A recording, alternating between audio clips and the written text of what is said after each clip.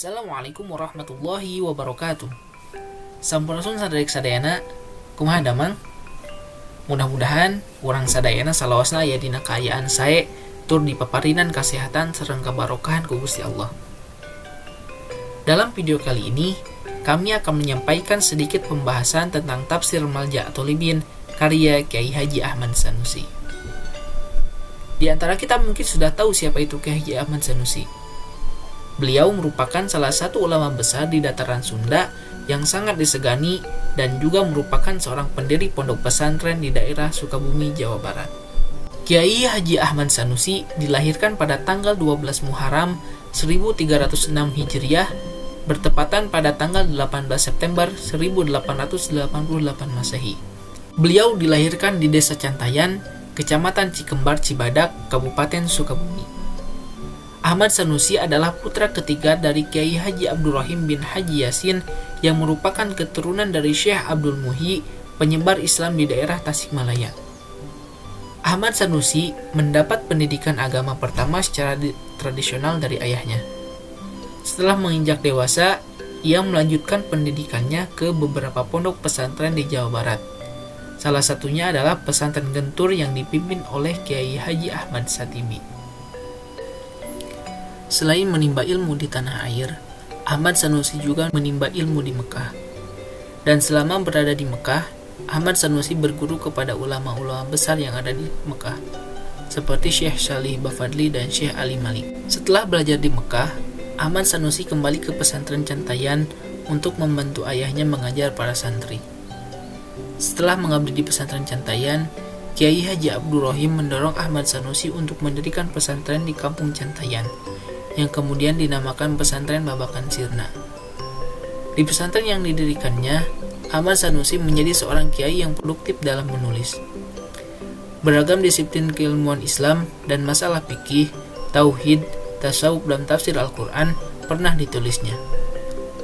Beberapa karya yang beliau tulis diantaranya Tahdir Al-Awam min Mardiyah fi Muhtashir Al-Furu' Asy-Syafi'i, Al-Lu'lu' An-Nadid, Malja' Tholibin, Rawdah Al-Irfan fi Ma'rifah Al-Quran, Tamsiyat Al-Muslimin, Tafsir Surah Yasin dan Surah Al-Azkiyah.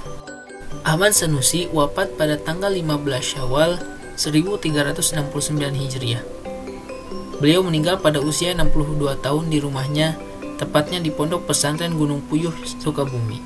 Atas segala jasanya, kemudian beliau mendapatkan penghargaan sebagai perintis kemerdekaan dari pemerintah Republik Indonesia melalui Presiden Soeharto.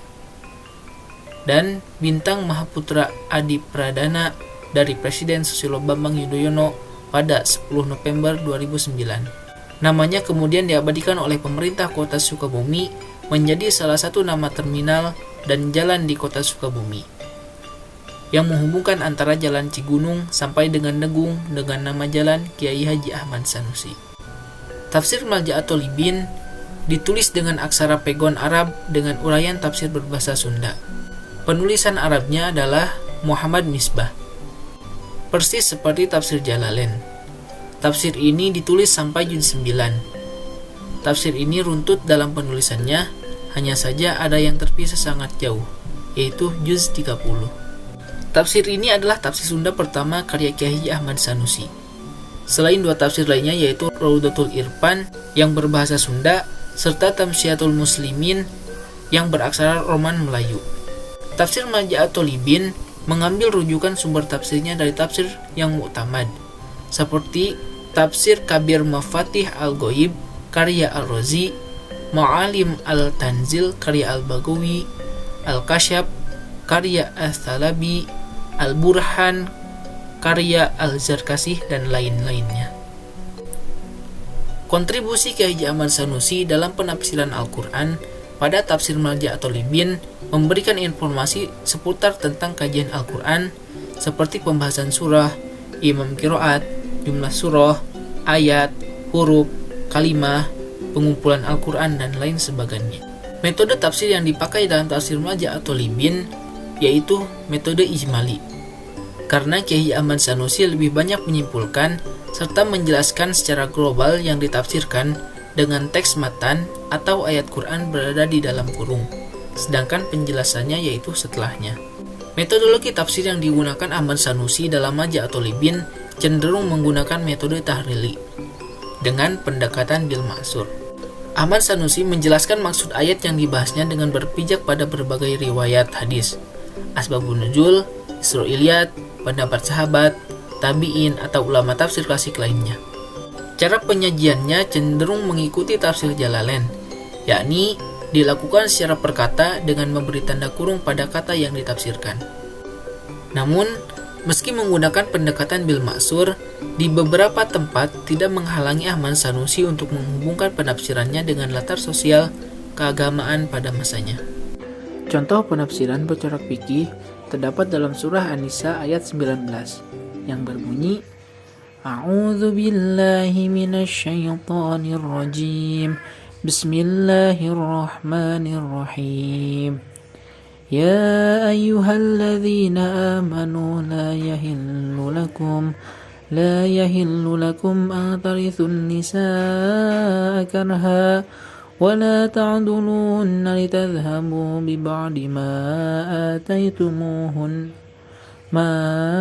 آتيتموهن إلا أن يأتين بفاحشة مبينة وعاشروهن بالمعروف فإن كرهتموهن فعسى أن تكرهوا شيئا ويجعل الله فيه خيرا كثيرا صدق الله العظيم.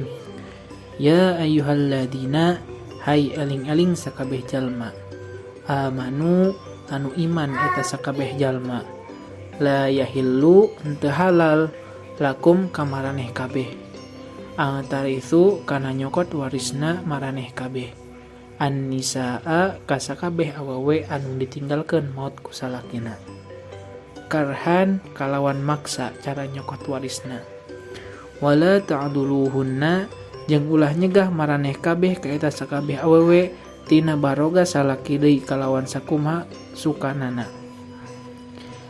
Pang dicegah dihalangan tina baroga salaki deui teh ku maraneh kabeh. Ditadhabuna supaya eta awewe-awewe nebus kana awakna sorangan, jadi bisa menang maraneh kabeh mawa. Biba'di ma kana eta panembusna tina sawarehna artabanda eta awewe. Ataitumuhunna anu geus mere maraneh kabeh ka eta sakabeh awewe tina mas kawinna atawa lianna, illa ayyatina angin umpama ngalakonana eta sakabeh awewe bifahisyatin kana kagorenganana tina zina, atawa mubayyinatin anu terang. Mangka menang lamun kitu mah dibere susah dihalangan tina boga salaki supaya tepi ka tebus awakna sorangan kalawan wa'ashiruhunna jeung kudu ngarencangan maraneh kabeh ka eta sakabeh awewe bil ma'rufi kalawan kahadean dina omongan, dina kiswah nafakah jeung dina mondokan. Fa in karihtumuhunna mangka lamun henteu mikaresep nyaeta ngewa maraneh kabeh ka eta sakabeh awewe lantaran goreng rupana atawa goreng adatna, mangka kudu sabar maraneh kabeh. Fa'asa kusabab malah mandar, angtakrohu aya ka ijid aya ka henteu resep maraneh kabeh, syai'an kana hiji perkara. Wa yaj'ala jeung ngadamel Allahu Gusti Allah fihi dina eta perkara anu henteu dipikaresep anu dipika ijid, khairon kahadean, kathiron anu loba, nyaeta seperti ganjaran anu loba atawa anak anu soleh.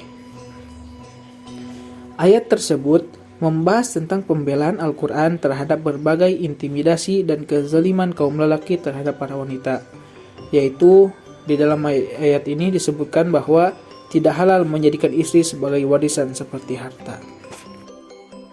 Meski Majaa' Thalibin merupakan karya tafsir Al-Quran, tetapi kuatnya latar polemik keagamaan sangat berpengaruh kuat terhadap penafsirannya. Tanggapan Ahmad Sanusi dalam Majaa' Thalibin terhadap sejumlah kritik kaum reformis terkait beberapa masalah khilafiyah dalam masalah fikih seperti tawasul, zikir setelah sholat, riba, dan makanan haram. Tanggapan Ahmad Sanusi ini dalam Malja' Thalibin mencerminkan kuatnya otoritas keagamaan pesantren dalam menghadapi tantangan perkembangan zaman. Ia berhasil menunjukkan ketegasan sikapnya sebagai pewaris tradisi keilmuan Islam pesantren yang menghubungkan warisan keilmuan klasik dengan konteks zamannya. Kajian ini menunjukkan bahwa latar sosial keagamaan dan perspektif penafsir sangat berpengaruh terhadap penafsiran Al-Quran, sehingga memungkinkan hasil penafsiran yang berbeda pula. Baiklah, sekian yang dapat kami sampaikan mengenai Kiai Haji Ahmad Sanusi dan kitab Malja' Thalibin. Semoga bermanfaat dan bisa menambah wawasan bagi kita semua mengenai mufasir dan kitab tafsir Sunda yang berada di Nusantara. Hatur nuhun kasadayana nutus nonton video ieu. Akhirul kalam, wassalamualaikum warahmatullahi wabarakatuh.